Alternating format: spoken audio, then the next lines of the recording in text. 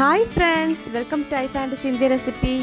இன்னைக்கு வந்து எல்லாருக்கும் பிடிச்ச பூர்ண கொழுக்கட்டை நம்ம மோல்ட் வச்சு எப்படி ரெடி பண்றதுன்னு இன்னைக்கு பார்க்க போறோம். நான் இன்னைக்கு வெல்லம் சேர்க்கிறதுக்கு பதிலா சக்கரை, தேங்காய், கொஞ்சமா நட்ஸ் எல்லாம் சேர்த்து ரெடி பண்ணியிருக்கேன். இது சாப்பிட்றதுக்கு ரொம்பவே டேஸ்டியா இருந்துச்சு. இந்த ரெசிபி எப்படி ரெடி பண்றதுன்னு பார்க்கலாம்.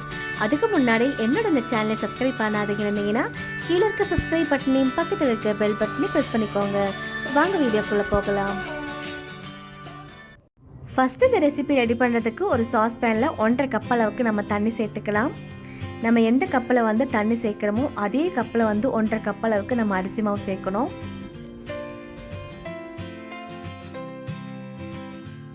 இப்போ இது கூட ஒரு 1/4 டேபிள் ஸ்பூன் அளவுக்கு சால்ட்டு சேர்த்துக்கலாம். கூடவே 1 டேபிள் ஸ்பூன் அளவுக்கு கொஞ்சமாக ரீஃபைண்ட் ஆயில் சேர்த்துட்டு நல்லா வந்து கலந்து விட்டுக்கலாம். எண்ணெய் சேர்த்தோன்னா அந்த மாவு பிசையும் போது ரொம்பவே சாஃப்டாக வரும். இப்போது தண்ணி வந்து நல்லா சூடாயிருச்சு. இப்போ இது கூட 1.5 கப் அளவுக்கு நம்ம அரிசி மாவு சேர்த்துக்கலாம்.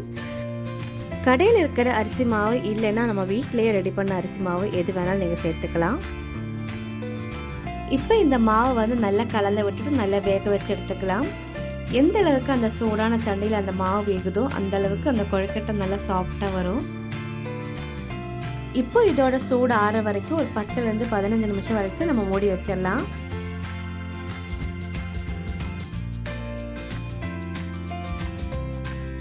இப்போ மாவு வந்து நல்லா சாஃப்டாக பிசைஞ்சு எடுத்துக்கலாம். இப்போ லேசாக ஆனதுக்கப்புறமா நம்ம கை வச்சு நல்லா பிசைஞ்சு எடுத்துக்கலாம். இப்போ நம்ம மூடி வச்சிடலாம்.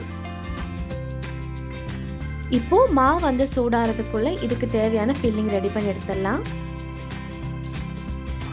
ஒரு மிக்சிங் பவுலில் 1 கப் அளவுக்கு துருவின தேங்காய் சேர்த்துக்கலாம். அதே போல் 1 டேபிள் ஸ்பூன் அளவுக்கு முந்திரி பருப்பு க்ரஷ் பண்ணி வச்சுருக்கேன், அது இது கூட சேர்த்துக்கலாம். 1 டேபிள் ஸ்பூன் அளவுக்கு பிஸ்தா,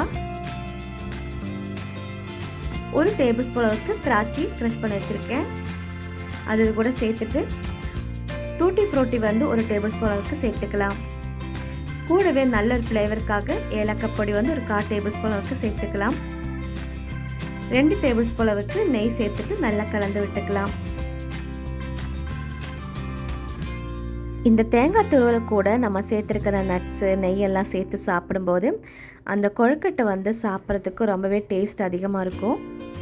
இப்போ நல்லா கலந்து விட்டதுக்கப்புறமா இதுக்கு தேவையான சுகர் சேர்த்துக்கலாம்.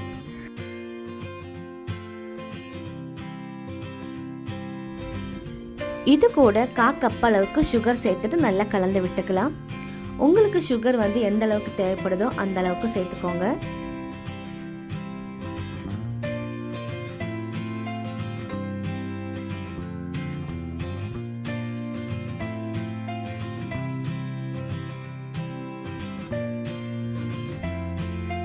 இப்போ நல்லா கலந்து விட்டாச்சு. இது ஒரு பக்கம் இருக்கட்டும்.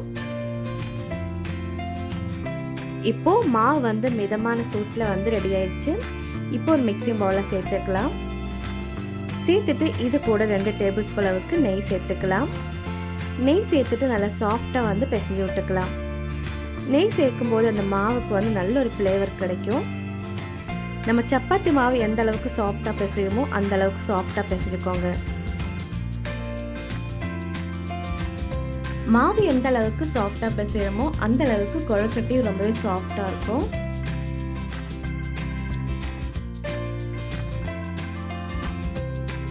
இப்போ பாருங்க, மாவு நல்லா சாஃப்டாக பிசைஞ்சு எடுத்தாச்சு.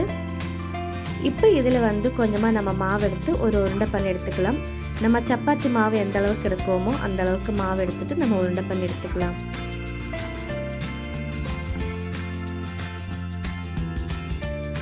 நம்ம இன்னைக்கு அச்சு யூஸ் பண்ணி தான் கொழுக்கட்டை ரெடி பண்ண போகிறோம்.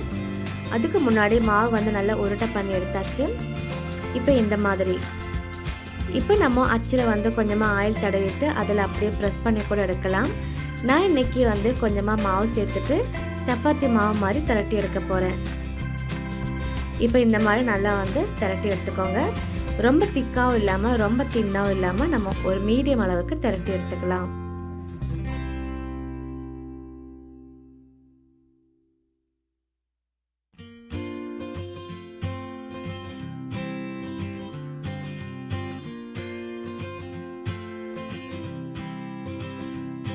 இப்போது மாவு வந்து இந்த அளவுக்கு திரட்டியாச்சு. இப்போது அச்சில் வந்து கொஞ்சமாக ஆயில் தடவி விட்டுக்கலாம். அப்போ தான் அந்த கொழுக்கட்டை வந்து வெளியே எடுக்கும்போது நல்லா சுலபமாக டிமோல்ட் ஆகி வரும். இப்போ நல்லா ஆயில் தடவி விட்டுட்டோம். இப்போ இது மேலே வந்து நம்ம இந்த திரட்டின மாவு வச்சுக்கலாம். இப்போ இது மேலே வந்து நம்ம ஏற்கனவே ரெடி பண்ணி வச்சுருக்கிற இந்த தேங்காய் துருவல் வச்சிடலாம். உங்களுக்கு எந்த அளவுக்கு ஃபில்லிங் தேவைப்படுதோ அந்த அளவுக்கு வந்து வச்சுக்கோங்க. ஃபில்லிங் வந்து எல்லா பக்கம் ஈவனாக பண்ணி எடுத்துகிட்டு நல்லா லாங் ப்ரெஸ் கொடுத்துடலாம். இப்போ இதில் இருக்கிற எக்ஸ்ட்ரா மாவெல்லாம் நம்ம ரிமூவ் பண்ணி எடுத்துடலாம். பாருங்கள், இந்த மாதிரி நல்லா டைட்டாக க்ளோஸ் பண்ணிவிட்டு கொஞ்சம் கூட மாவு வந்து எக்ஸ்ட்ரா இல்லாமல் பார்த்துக்கோங்க.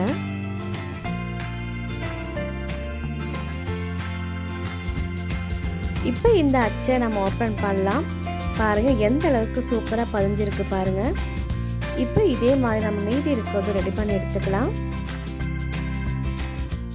இப்போ நம்ம வேக வச்சு எடுத்துக்கலாம். இப்போ ஒரு இட்லி பாத்திரத்தில் இல்லைன்னா ஒரு கடாயில் கொஞ்சமாக தண்ணி சேர்த்துட்டு ஒரு பிளேட்டில் வந்து கொஞ்சமாக ஆயில் தடவி அதில் வந்து நம்ம கொழுக்கட்டை சேர்த்துட்டு நம்ம வேக வச்சு எடுத்துக்கலாம். ஒரு 10லேருந்து ஒரு 15 நிமிஷம் வரைக்கும் மீடியம் ஃப்ளேமில் வச்சுட்டு வேக வச்சு எடுத்துக்கோங்க.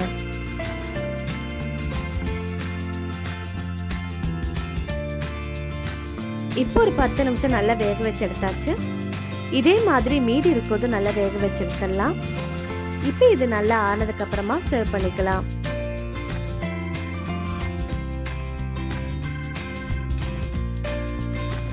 அவ்வளோதான் ஃப்ரெண்ட்ஸ், ரொம்பவே டேஸ்டியான அச்சில் வந்து நம்ம கொழுக்கட்டை வந்து ரெடி பண்ணி எடுத்துட்டோம். இதே மெத்தடில் வந்து நீங்கள் வீட்டில் ட்ரை பண்ணி பாருங்கள். நம்ம இது கூட தேங்காய் நட்ஸ் எல்லாம் சேர்த்து செய்யும் போதும் ரொம்பவே டேஸ்டியாகவும் இருந்துச்சு. இதே மாதிரி குழந்தைங்களுக்கு ஹெல்த்தியாக ரெடி பண்ணி கொடுத்தீங்கன்னா அவங்களும் ரொம்பவே விரும்பி சாப்பிடுவாங்க. இதே மாதிரி வீட்டில் ட்ரை பண்ணி பாருங்கள். ட்ரை பண்ணி பார்த்துட்டு எப்படி இருந்துச்சுன்னு இதோட எக்ஸ்பீரியன்ஸை என் கூட கமெண்ட்ஸில் ஷேர் பண்ணுங்கள். இந்த ரெசிபி எல்லாருக்கும் பிடிச்சிருக்குன்னு நினைக்கிறேன். எல்லாருக்கும் பிடிச்சிருச்சுன்னா லைக் பண்ணுங்கள், ஷேர் பண்ணுங்கள். கீழே இருக்க சப்ஸ்கிரைப் பட்டனையும் பக்கத்தில் இருக்க பெல் பட்டனையும் ப்ரெஸ் பண்ணிக்கோங்க. அஸ்ஸலாமு அலைக்கும். தேங்க்யூ.